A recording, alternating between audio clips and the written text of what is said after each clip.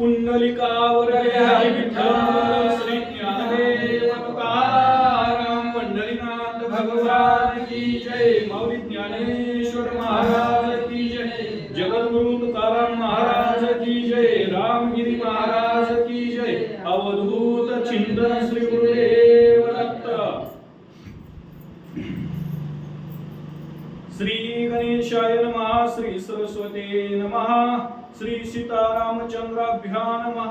जानकी स्मित्र सरोज मित्रा मित्र कुलभूषण स्कंदतात मित्रा मित्र कुल कैवारी भूसुर मित्रा सौमित्रा गरजा श्रीरामा भक्त मानस चकुर चंद्रा त्रिविध तापशमना आनंद समुद्रा भरत हृदयारविंद भ्रमरा बहुवय हरा राजवाक्षा मुमुक्षु चातक नवमेघ रंगा सकळ रंगातीत अनंगा आनंदमय अमल निसंगा अक्षय भंगा निरुपाधिका आमुच्या कुळेचे दैवत पंढरपुरी रुक्मिणी कांत तयासी नमिता त्वरित विबुध समस्त सुखी होती श्रीधर स्वामी सांगतोय।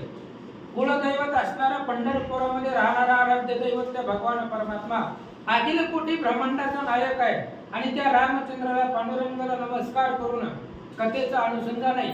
इथपर्यंत कथा आलेले पाठीमाग आपण ऐकलं, लक्ष्मणजीला वाचवलं उठवलं। आता पुढे काय होतं ऐका। रणरंग धीरा रघुनंदना पुढे बोलवी ग्रंथ रचना हनुमंते द्रोणाद्री आणून जाना सौमित्र प्राणा वाचविले। आणि ग्रंथ करते श्रीधर स्वामी सांगतायत रणरंग धीर राजेश्वर रामचंद्र राजा आहे, संपूर्ण त्रिभुवनाचा मालक आहे तो त्रैलोक्य स्वामी श्री रघुनाथ तो रामचंद्र आहे। पाठीमागच्या कथेचा अनुसंधान आहे। लक्ष्मणाला शक्ती लागली होती आणि शक्ती लागल्यानंतर हनुमंतानं द्रोणागिरी पर्वत आणला। लक्ष्मणाशी जेव्हा लागली शक्ती गिरी द्रोण आणि लानुगवता गबस्ती 100 गावे आपांपती धांगे माझी तो उडाला। त्या हनुमंतानं पर्वत आणला, लक्ष्मणाला उठवलं। इथपर्यंतची कथा पाठीमाग झाले। यावरी बोले विभीषण बाहेर युद्धान ये रावण चक्र जिता ऐशे हवन गुप्ततेने मांडिले। विभीषणजी भगवान रामचंद्राला म्हणतायत रामा लक्ष्मणावरती शक्तीचा बाण सोडून रावणजी पळून गेलाय, ते अजून बाहेर आलेला नाहीये। जसं पाठीमागे इंद्रजिताने अभिचारिक यज्ञ केलेला आहे निकुंभळेच्या ठिकाणी जाऊन, तशा प्रकारचा यज्ञ ही रावण करतोय। रावणाचा यज्ञ जर सफल झाला, कारण महादेवाचं वरदान आहे, निर्विघ्नपणे जर यज्ञ सफल झाला तर यज्ञामधून दिव्य रथ बाहेर निघेल आणि दिव्य रथावरती जर रावण बसला तर जगामध्ये कोणालाही ऐकणार नाही।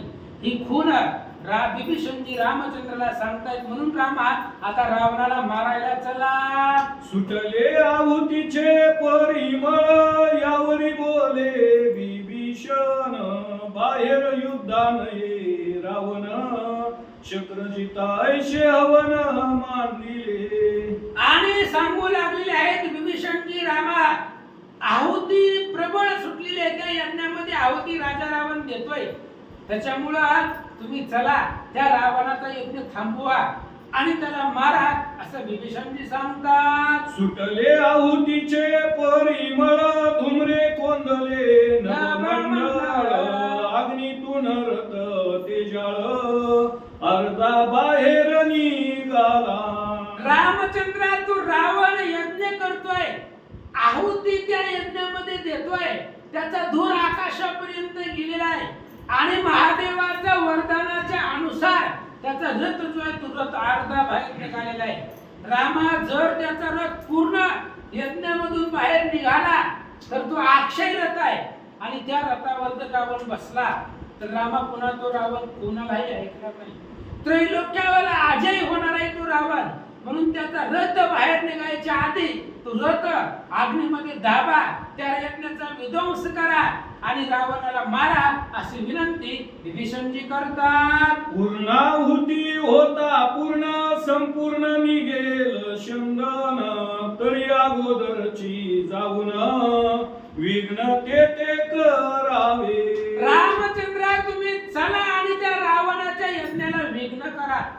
जर त्या रावणाचा यज्ञ पूर्ण झाला आणि रथ जर त्याचा बाहेर निघाला तर पुन्हा रावण कोणालाही ऐकणार नाही. म्हणून अर्धा रथ बाहेर निघालाय, पूर्ण निघण्याच्या आतमध्ये तिथपर्यंत चला आणि त्याच्या यज्ञाला विघ्न करा. विभीषणजी सांगतात, ऐसे बोलता विभीषण मुख्य कपी उठिले 10 जण. नळ नीळ जांबवंत वालीनंदन सीता शोक हरण 5वा. आणि मग रामचंद्राचं असं विभीषणजीने सांगितल्याबरोबर सुग्रीवाचे 10 सेनापती, ते 10 सेनापती उठले गेले. त्याच्यामध्ये नळ नीळ जांबवंत 4 झाले आणि 5वा असणारा हनुमान, ज्याने सीतेचा शोक दूर केला, तो हनुमान. 5 जण झाले. पुढच्या 5 जणांची नाव: गवय गवाक्ष गंधमादन शरभ केसरी पावक लोचन दशरथात्मजाशी वंदुन 10 जण वीर उठिले. गवय गवाक्ष गंधमादन शरभ केसरी आणि पावक लोचन अशा प्रकारचे उर्वरित 5 हे 10 सेनापती सुग्रीवाचे ते उठले. रामचंद्राला नमस्कार केला आणि काय म्हणतात, ते 10 पराक्रमे करुण दश दिशा जिंकिती न लगता क्षण अकस्मात उद्धव पंते उडून दश मुखावरी चालिले. सुग्रीवाचे 10 सेनापती आहेत आणि हे असणारे सेनापती अफाट ताकद आहे यांच्याकडे. काळाला सुद्धा जिंकणारे ही 10 जण होते. राजा रावणाचं लक्ष केलं आणि त्याच्या दिशेनं ही 10 जण त्याच्याकडे निघाले. जैसे विहंगम उडती गगनी तैसे लंकेत आले तै क्षणी घरोघरी रिबुनी रावणा शोधिती ते धवा. आकाशामध्ये पक्षी स्वतःच्या इच्छेनं आकाशामध्ये हिंडावे, त्यांनी उड्डाण करावं. त्या पद्धतीने हे 10 सेनापती निघालेले.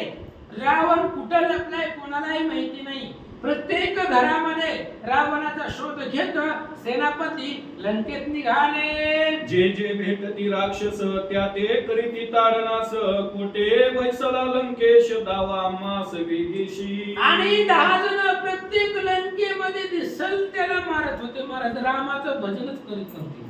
पृथ्वीला भार आहे महाराज, उगाचच काय वज आहे पृथ्वीला.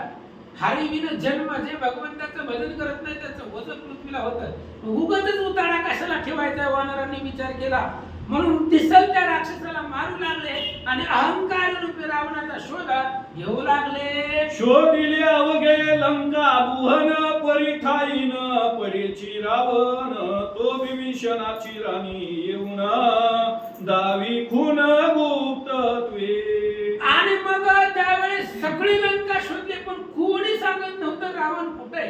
कदाचित कुणाला माहितीच नसेल, कारण रावण काय सगळ्याला सांगून जाणार आहे का? गुप्त स्थान असतं ते. म्हणून कोणालाही माहिती नव्हतं, कोणी सांगत नव्हतं. पण विभीषणाची धर्मपत्नी ती शर्मा आणि ती असणारी विभीषणाची पत्नी आली आणि त्या वानराला काय सांगतात, शर्मा सांगे सत्वर नगर दुर्गा खाली विवर त्यात बैसला दशकंदर दुराचारी कपटिया. शर्मा नावाची स्त्री विभीषणाची पत्नी आहे, धार्मिक आहे, सात्विक आहे. आणि तिनं सांगितलं तो असणारा राजा रावण नगर दुर्गाच्या खाली एक मोठा पर्वत आहे आणि त्या पर्वताच्या बिळामध्ये जाऊन तो यज्ञ करत बसलाय असं तिनं सांगितलं. ऐसे ऐकता ते वेळा विवर मुखी होती शिळा वानरी खोडोनी मोकळा मार्ग केला ते समयी. आणि तिनं ती खूण सांगितली की त्या विवराच्या दरवाजाला मोठी शिळा आहे. आणि मग वानर तिथं आले त्या दरवाजापाशी विवरापाशी. बुक्कीच्या प्रहारामध्ये मुष्टी प्रहारामध्ये शिळा भुगा केली आणि वानर आत शिरले. तेथे राक्षस होते दारुण ते वदिले न लगता क्षण आत प्रवशले वानर गण विवर विस्तीर्ण देखिले.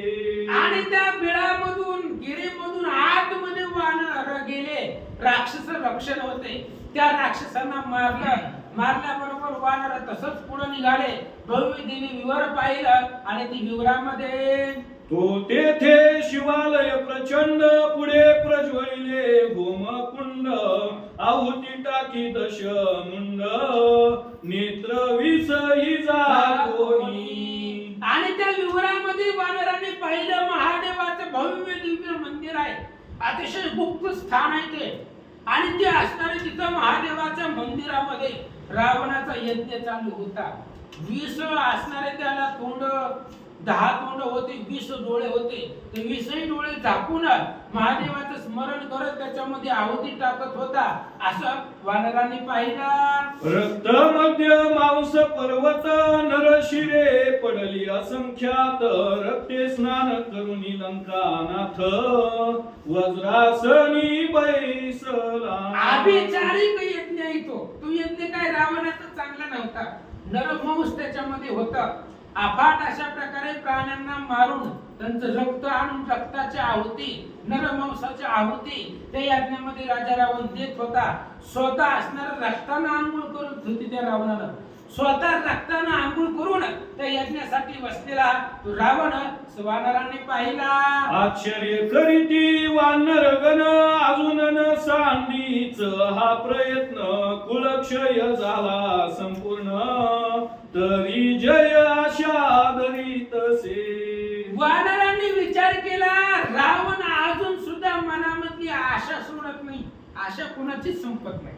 सगळे गेले, त्याचं पोरं मेली, भाऊ मेली, पाताळामध्ये जाऊन वानरांनी राक्षस मारली होती. आता रावण एक राहिलेला आहे, तरी सुद्धा जय आशा याची संपलेली नाही असं वानर विचार करतात. असो वानरी शिला घेऊन प्रचंड विध्वंसिले होमकुंड. सामग्री नासोनी उदंड यज्ञ पात्रे फोडली. असो वानरांनी ती असणारी जी काही यज्ञाची सामग्री आहुती रावणानं जमा केलेली होती त्या यज्ञाचा विध्वंस केला. त्यानं रक्तानं भरलेली जी पात्र होती ती पात्र सगळी सांडून टाकली आणि त्या यज्ञाचा विध्वंस वानर करू लागले. सावधन वेची रावण वस्त्रे फेडूनी केला नावण. दाई मुका माझी संपूर्ण धुळी घाली ती वानर. रावण त्याचं ध्यान मोडत नव्हता, कारण महादेवाची ऑर्डर होती. महादेवाने सांगितलं होता, यज्ञामध्ये जर विघ्न आलं तर तुला असणार यश भेटणार नाही. अशा प्रकारचं वरदान असल्यामुळं काही जरी झालं तरी रावण त्याचं डोळे झाकून ध्यान चालू होतं. इकडं वानराने सगळ्या यज्ञाचा विध्वंस केला. रावण ध्यान मोडीना, त्याला नग्न केलं, अंगावरची सगळी कपडे काढली, तोंडामध्ये धूळ घातली, तरी रावणाचं ध्यान चालू होता. एक वर्म स्थळी शिळा आणि ती एक वक्ष स्थळी ताडी ती. तरी सावध नव्हे लंकापती नाना प्रयत्न केली. अनेक प्रयत्न केले तरी सुद्धा रावण सावधच होत नव्हता. वर्म जाणून कोण असणारा वानर त्याचं वर्म जाणून मारू लागले, छताडावरती बुक्के मारू लागले, नाका तोंडावरती मारू लागले, तरी सुद्धा रावण त्याचं ध्यान भंग पावत नाहीये. जर रावणाचा यज्ञ परिपूर्ण झाला तर रावण कोणाला ऐकत नाही. सगळ्यांनी ओळखलं त्यावेळेस अंगद महाराज काय करतात, मग तेथून निवडाला वाली सुत प्रवेशला राणी वसात. मंदोदरीशी उचलून अकस्मात रावणापाशी आणली. मग अंगदाने युक्ती चालवली. मंदोदरी सती पतिव्रता आहे, बायकोचा आवाज ऐकून तरीही जाग होईल, डोळे उघडे असा विचार अंगदजींनी केला. तिथून उड्डाण केला, लंकेमध्ये राणीवासामध्ये गेले. राणीवासामध्ये रावणाची पत्नी मंदोदरीला उचललं आणि त्या रावणापाशी आणून उभा केला. परम सुंदर सुकुमार रावणावरील लोटी वानर. चिरकंचुकी अलंकार केले चूर वानरी. मंदोदरी अतिशय सुंदर आहे, विष्णू संभूत मंदोदरी आहे. विष्णू पासून निर्माण झालेला देह त्या मंदोदरीचा आहे, त्यामुळे अतिशय सुंदर. दुसरी लक्ष्मी दिसावी तशा प्रकारे मंदोदरी दिसत होती. रावणाच्या समोर आणली आणि तिची वस्त्र, तिचे अलंकार, दागदागिने वानरांनी काढले. मंदोदरी म्हणे दशवदना आग लागो तुझी अनुष्ठाना. वानरी विटंबिली अंगना लाज कशी नाही तू ते. मंदोदरीनं रावणाला सांगितलं, रावण आग लागो म्हणले तुझ्या त्या यज्ञाला आणि अनुष्ठानाला. अरे बायकोची विटंबना वानर करताय, त्रैलोक्यावरती ज्याचा धाक आहे तो रावण आहे. आणि त्याच्या बायकोची विटंबना वानर करताय. काय करायचे तुझ्या यज्ञाला असं मंदोदरी बोलतात. ते पतिव्रता करुणी नग्न रावणावरी देती ढकलून मैजात रंजे दारुण ऐकता रावण नेत्र उघडी. मंदोदरी पतिव्रता आहे, सत्य आहे, त्याची विटंबना वानरांनी केली. केल्याबरोबर मंदोदरी आक्रोश करू लागली, दुःख करू लागली आणि तिचा आवाज कानावरती पडल्याबरोबर राजा रावणानं डोळे उघडले, सावध झाला.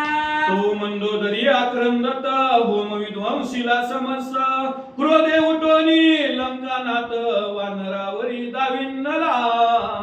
आणि रावणाने डोळे उघडल्याबरोबर मंदोदरीला पाहिल्याबरोबर रावणाला राग आला आणि तसं त्या सगळ्या वानरावरती राजा रावण धावला. बहुत वानर ते वेळी पायी धरून आपटिले अंगद मारुतीशी दिदले मुष्टिघात बहुत पये. अनेक वानर राजा रावणाकडे आपट ताकद होती, त्यांना अनेक वानराला उचलून आपटलं. अंगद आणि हनुमान सगळ्यात बलशाली वानर, त्यांच्या छातीवरती मुष्टी प्रहार त्यांनी रावणानं बुकीचा मार दिला. आणि काय झालं? सकळी वानर निवन सुवेळेशी आले परतोन म्हणती उठविला रावण युद्धाला येईल पये. सगळी वानर परत भगवान श्री रामचंद्रापाशी आले आणि रामाला सांगितलं, भगवंता रावणाला आम्ही उठवलं, त्याच्या यज्ञाचा विध्वंस केला, आता लवकरात लवकर रावण युद्धाला येईल, आपण तयार असावं. वानर बोलतात. सभा मोडून रघुवीरा कोदंड चढविले सत्वर म्हणे मैजेचे सौभाग्य समग्र आजपासून खंडले. रामचंद्राने सभा मोडली, सभा करून बसले होते, ती सभा असणारी मोडली, हातामध्ये धनुष्यबाण घेतलं आणि मग विचार केला, मंदोदरीचं सौभाग्य जे आहे, सौभाग्य मंदोदरीचं आजपासून संपेल, विचार भगवंत करतात. इकडे मंदोदरीचे समाधान करिता झाला रावण वस्त्रे भूषणे देऊन हृदयी दृढ धरिली. इकडं त्या असणाऱ्या विवरामध्ये राजा रावण आपल्या बायकोचं मंदोदरीचं समाधान करू लागला. नाना वचन बोलून तिला आलिंगन देऊन तिचे दागदागिने खाली पडलेले तिच्या शरीरावरती परिधान केले आणि गोड गोड भाषेमध्ये आपल्या बायकोची समजूत काढू लागला. म्हणे प्रार्थन भोग दारुण प्रियन सुटे भोगिल्यावीन आता ग्रहा जावे आपण समाधान असावे. रावणानं मंदोदरीला सांगितलं, हे बघ म्हणले, प्रार्थना आहे, नशीब आहे, नशिबाच्या पुढे कोणालाही जाता येत नाही. माणूस ज्याच्या त्याच्या प्रार्थनावर नशिबावरती जगत असतो. त्याच्यामुळे हे बघ म्हणजे आता जी व्हायची आहे ती होणार आहे, होणारी गोष्ट टळत नाही. त्याच्यामुळे तू तुझ्या घरी जा आणि आपल्या मनाला धीर समाधान असावं असं रावण सांगू लागला. आजी मी झुंजेन निर्वाण शत्रुशी रे आणि न छेदून नाही तरी प्रिये येथून तुमची आमची याची भेटी. रावणानं मंदोदरीला सांगितलं, हे बघ म्हणले, ऐक, तू घरी जा, ही आपली शेवटची भेट समज. मी आता युद्धाला जाणार आहे, एकतर त्या रामाला मारीन, नाहीतर मग स्वतःचा देह मी त्या रामाला अर्पण करीन. तुमची आणि आमची भेटी हीच आहे, ही जीवाची खूनगाठ आहे मंदोदरी. पाठीमागे सुद्धा मी तुला जीवाची खून सांगितली होती. पंचवटी रामा सन्मुख जाता मीच पावतो सायुज्यता सकळ कुळ उद्धरणार्था सीता चोरून आणिली. रावणानं मनातलं गुह्य मंदोदरीला सांगितलं होतं तेच पुन्हा पुन्हा सांगू लागला. आता मी युद्धाला जाईल, सगळ्या कुळाचा उद्धार झालाय, फक्त माझ्या एकट्याचा राहिलाय. एकतर रामाला जिंकील, नाहीतर माझा देह रामाला अर्पण करील. रावण बोलू लागला. ग्रहा पाठविली मंदोदरी वस्त्रे भूषणे देऊनी झडकरी रावण निघाला बाहेरी ठोकिल्या बेरी एक सरे. मंदोदरीचं समाधान केलं, तिला आपल्या घराकडे पाठवलं, वस्त्र भूषण अलंकार तिला दिले आणि राजा रावण त्या युवरामधून बाहेर निघाला आणि भगवान श्रीरामचंद्राबरोबर युद्धासाठी सज्ज झाला. राक्षस दळ जितके उरले ते अवघे सांगा ते घेतले अपार रण तुरे ते वेळे वाजो लागली भयंकर. राक्षसाचं दळ जेवढं शिल्लक राहिलेलं होतं तेवढं सगळं रावणाने घेतलं. कोणालाही घरामध्ये ठेवलं नाही. सगळे राक्षस सोबतीला घेतले. नाना वाद्य वाजवले आणि ते असणाऱ्या वाद्य गजरामध्ये रावण निघाला. पदाती दळ पुढे जात त्या पडी स्वार चौताळत त्या मागे गज उन्मत गुढारा सहित धावती. आता ही चतुरंग दळ असतं. मला हत्ती दळ आहे, घोडे दळ आहे, पाय दळ आहे आणि रथ दळ आहे. हे चतुरंग दळ घेऊन राजा रावण निघालेला आहे. पायदळ पुढे निघाले, त्याच्या पाठीमागे अश्वदळ, घोडेदळ आणि रथदळ अशा प्रकारच्या थाटामध्ये रावण निघाला.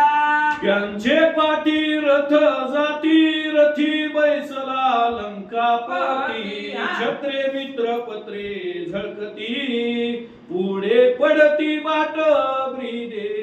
रावण निघालेला आहे, पायदळ पुढे निघालेला आहे, घोडेदळ त्याच्या पाठीमागे आहे आणि त्याच्या पाठीमागे रथदळ आहे. त्या रथदळामध्ये रथावरती रावण बसलेला आहे. त्याच्या असणाऱ्या रथावरती ध्वज पत्र शोभिवंत दिसते. भाट बंदीजण त्याचं वर्णन करताय. अशा थाटामध्ये रावण निघाला. रावण रण नोवरा सत्य मुक्ती नोवरी वरू जात वराडी पुढे गेले बहुत उरले ते सर्व घेत संगे. राजा रावण निघालेला युद्धाला. श्रीधर स्वामींनी रूपक सांगितलेला आहे. रावण म्हणजे नवरा आहे आणि मुक्ती मोक्ष रूपी नवरी बरोबर लग्न करण्यासाठी रावण निघालेला आहे. हे जे घोडेदळ, हातदळ, पायदळ आहे ती वराड आहे. ती वराड पुढे पाठवले. राजा रावण नवरा आहे आणि मुक्ती रूपी नवरी बरोबर लग्न करण्यासाठी रावण निघालेला आहे. तुका म्हणे आम्ही परनेली नवरी आता दिवसाचारी खेळी वेळी. आणि त्या मोक्ष रूपी नवरी बरोबर लग्न करण्यासाठी रावण निघाला. मागे बंधू विभीषण लंकेस ठेविला रक्षण असुरन भूमीशी रावण वायू वेगे पातला.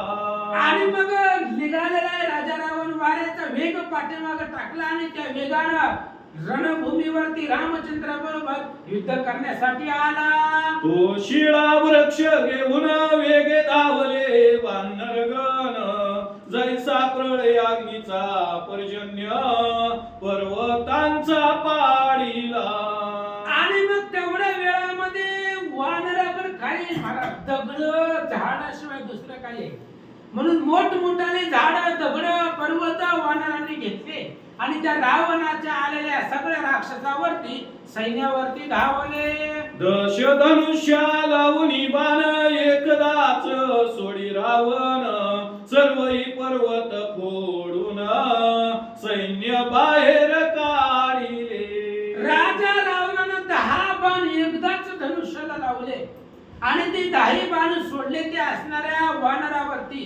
त्यांचे येणारे पर्वत झाड त्याचं सगळं गोळा केलं, पीठ केलं आणि त्याच्यापासून आपलं सैन्य वाचवलं. प्रचंड पराक्रमी लंकानाथ शरी वानर खिळले समस्त ऐसे देखो रघुनाथ पुढे झाला ते क्षणी. प्रचंड पराक्रमी राजा रावण आहे महाराज. बलवान आहे रावण. शंभू समवेत गौरी म्या आंदोळीला कैलास गिरी. त्यामध्ये रावणाची थोरी चराचरी अतुलित एवढा बलवान रावण आहे. कैलास पर्वत हलवलेला आहे त्या रावणानं. आणि तो रावण युद्धासाठी निघाला. सगळे वानर बाणाने खिळून टाकले आणि आपल्या वानराचा पराजय पाहिला आणि भगवान परमात्मा वानराची अवस्था पाहून धावून आले. पुंडलिक हरी विठ्ठल श्री ज्ञानदेव तुकाराम पंढरीनाथ भगवान की जय. माऊली ज्ञानेश्वर महाराज की जय. जगद्गुरु तुकाराम महाराज